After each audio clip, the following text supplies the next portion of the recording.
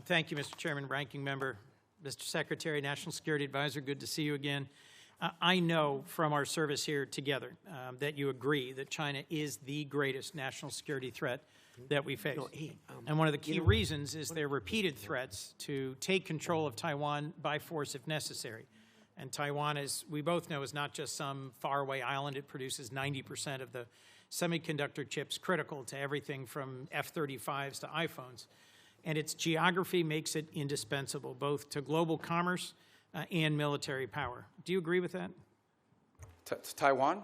Yeah, it's not just strategically important in terms of where it's located. It also is the message that it sends to the world if something were to happen to it. Agreed. That's why for decades, really with leadership from the Senate in a bipartisan way, we've provided arms to deter the PRC's potential military aggression. In fact, you introduced the Taiwan Peace Through Strength Act of 2023. In January, Congress pre-approved a $14 billion arms package for Taiwan. It's been 6 months. We haven't received a notification. Have you advised President Trump to proceed with this? Yeah, it's under consideration. But I don't know if you were here a moment ago when I discussed. We just did $11 billion in December, which was, I think, the largest sale in history. It's certainly, I think it was more than the cumulative amount under the Biden administration. And I recall during 6 years of the Obama administration, there was zero gone to Taiwan. So some way you would argue that we're trying to make up ground. So why hold off on it now? Well, so the other 14 is being reviewed. It's under review. It hasn't been, I think it's been noticed, but it hasn't been reviewed. I mean, it hasn't been approved yet. So it's under review under the White House. Mr. Secretary, my concern is that President Trump has said publicly that arms sales to Taipei are a great negotiating chip with China. And my concern at a time when the PRC has been far more aggressive than they were in previous years, centerline crossing, circumnavigation of Australia, aiding Iran and Russia in their war goals and aims, frankly, literally helping Iranians target U.S. service members.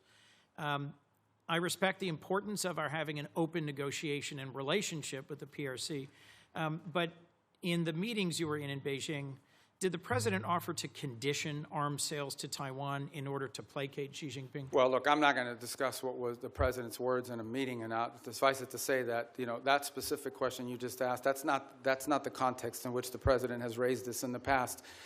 When the President says it's a great negotiating thing, what he's really saying is it's because China, as you can imagine, always mentions this. Like, this is a top priority for them. They are constantly talking about Taiwan arms sales. But that in no way is what is holding up our decision-making or the White House's decision-making. It is something the President will have to decide on the timing of when and how that is executed on. It's been approved by Congress. It's been noticed.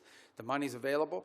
And as I said, we are just coming off the heels of a very large sale in December of last year. So there are a variety of reasons why these things don't happen immediately. Well, I'll just assert, Mr. Secretary, that there is more reason than ever for the administration with congressional support to continue providing robust military capacity to Taiwan, given that the PRC is more and more regionally aggressive. You also introduced and passed legislation in 23 prohibiting any president from unilaterally withdrawing from NATO. I assume this was because you recognize that our alliances are a key advantage against Russia, against China, against other adversaries. Do you still consider Article 5 an unconditional commitment? Yeah, so let me address that holistically, if it's okay, because I think we have time to do it. First of all, you're right. I have, throughout my entire career in the Senate, and through much of my time now in this administration, been a supporter of NATO. I see its utility. The key, and I'm just being honest with you when we talk about this, one of the key arguments that I would always use on behalf of NATO is the fact that it allows us basing rights that we could use in a contingency operation in a time of conflict, in a time of need, that we just have had. So when you have countries in this alliance, because understand, at the end of the day, we are providing basically the defense backbone of an entire continent of rich countries. These are not poor countries. These are rich countries. And the utility of NATO for us is that it provides these basing rights. Now we are living in a world in which some of these countries, I point to Spain as an example, openly brag about how they've denied us the use of these bases. And so if the core rationale for us being in NATO, if what we get out of NATO is the ability to use bases, and then we have members of that alliance that are basically denying the use of those bases in a contingency, well, it calls them to question the entire thing. Forgive me, I have one more question I want to make sure we get to. Is it not true that some of the challenges in our NATO relations have only come after President Trump threatened to seize territory from a trusted and reliable and No, I don't think contributing that's partner.